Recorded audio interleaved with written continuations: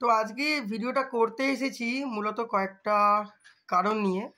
আমাদের প্রতিবেশী রাষ্ট্র বাংলাদেশ, তো বেশ কিছুদিন ধরে বাংলাদেশের রাঙামাটি থেকে একটা ভিডিও, তারপরে কিছু ছবি ইন্টারনেটে ভাইরাল হচ্ছে, যেখানে দেখানো হচ্ছে যে আমাদের ভারতীয় পতাকার উপর দিয়ে মারিয়ে তারা তাদের শিক্ষা প্রতিষ্ঠানে প্রবেশ করছে।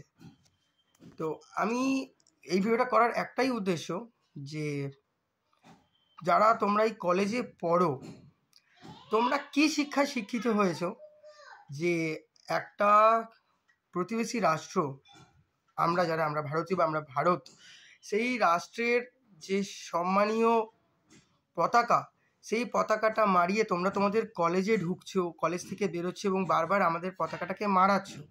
সেটা করে তোমরা তোমাদের শিক্ষার কি প্রমাণ দিচ্ছ?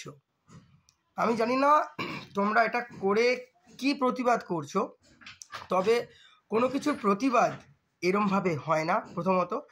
আর আমরা ভারতীয়রা একটা জিনিস মানি, একটা জিনিস জানি, সেটা হচ্ছে অতিথি দেবো ভাবা। আমরা অতিথিদের সবসময় আপ্যায়ন করি, ওয়েলকাম করি, এবং আমরা সবসময় প্রত্যেকটা কান্ট্রির সাথে, প্রত্যেকটা দেশের সাথে ভ্রাতৃত্বমূলক সম্পর্ক রাখি এবং সেটাকে নেভানোর চেষ্টা করি। কিন্তু এই তোমাদের মতো কিছু আনকালচার গাওয়ার আছে যারা কখনোই চায় না একটা রাষ্ট্রের সাথে আরেকটা রাষ্ট্রের ভালো সম্পর্ক থাকুক, সুসম্পর্ক থাকুক, তারা পাশাপাশি থাকুক, তাদের মধ্যে বন্ধুত্বপরায়ণ সম্পর্ক থাকুক। এটা তো গেল 1 নম্বর পয়েন্ট। এবার আসি আরও কিছু দরকারি কথায়।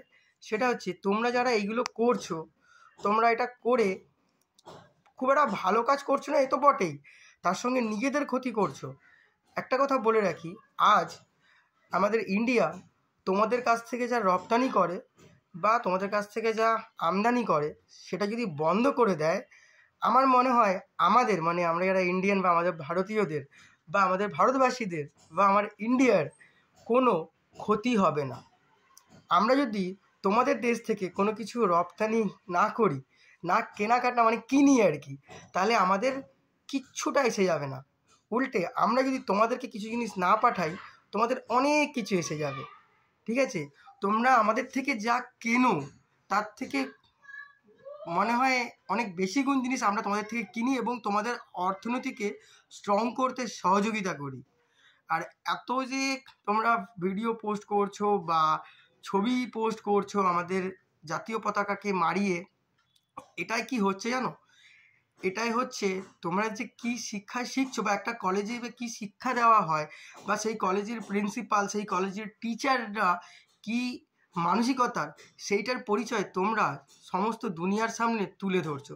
এই ভিডিওটা আমি অন্য কোনো ল্যাঙ্গুয়েজে করতে পারতাম, তো বাংলাদেশ, বাঙালি ওখানেও আছে, আর তোমরা তো ম্যাক্সিমাম বাংলায় বোঝো, হয়তো একটু বেশিই বোঝো, সেই জন্য বাংলাতেই দিলাম যে যা করছো খুব ভালো করছো। নিজেদের শিক্ষা, নিজেদের দীক্ষা, নিজেদের আচার আচরণ, নিজেদের মানসিকতা সবার সামনে খুব ভালোভাবে তুলে ধরছো। ঠিক আছে?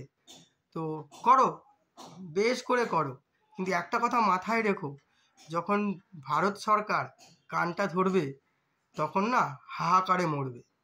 কি বললাম? হাহাকারে মরবে। একটা কথাই আছে বাংলায়, অতিবার বেরো না, ঝড়ে পড়ে যাবে।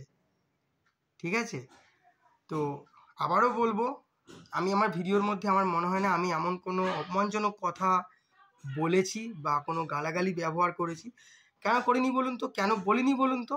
এটা আমাদের শিক্ষা, এটা আমাদের সংস্কৃতি, এটা আমাদের কালচার, যে আমরা সবাইকে সম্মান করতে জানি, প্রত্যেকটা দেশের নাগরিককে ভালোবাসতে জানি, প্রত্যেকটা দেশের নাগরিককে যখন আমাদের দেশে আসে তাদেরকে ওয়েলকাম করতে জানি। সেই জন্যই রিপ্লাইটা আপনাদেরকে এভাবে দিলাম। আরেকটা কথা বলে রাখি, আশা করি সোশ্যাল মিডিয়ার দৌলতে এইটুকু দেখতে পারছেন যে আপনাদের বাংলাদেশ থেকে যারা আমাদের দেশে ট্রিটমেন্ট করতে আসে, এতই যখন ভারতবর্ষ খারাপ, এতই যখন ইন্ডিয়া খারাপ, এতই যখন আমাদের প্রতি রাগ বিদ্বেষ, এত কিছু, ভাই তোমাদের দেশে তো এত ডাক্তার আছে, কেন কলকাতায় এসে ভিড় বাড়াও? কেন ইন্ডিয়ার নানা প্রান্তের জায়গায় যাও নিজেদের ট্রিটমেন্ট করাতে? আজকে আমাদের দেশের অনেক ডাক্তাররা কিন্তু বলে দিয়েছে তোমাদের ট্রিটমেন্ট করবে না। তো ভাই, ইন্ডিয়া ছাড়া আরও অন্যান্য জায়গায় যাও, ইন্ডিয়ায় এসো না।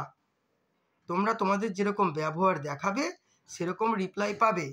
তবে হ্যাঁ, আমরা তোমাদের মতো এত ছোট লোক বা নিচুভাবে তোমাদের এই নোংরামির প্রতিবাদ করব না, আর করিও না, ঠিক আছে?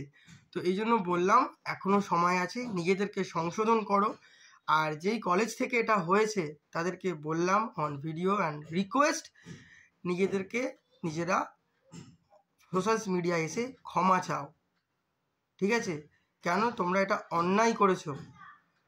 আজকে আমাদের দেশ সব সময় প্রত্যেকটা দেশের পাশে গিয়ে দাঁড়ায়, প্রত্যেককে সহযোগিতা করে, এবং কোথাও না কোথাও বিভিন্ন দেশ আমাদের দেশকেও সহযোগিতার হাত বাড়িয়ে দেয়।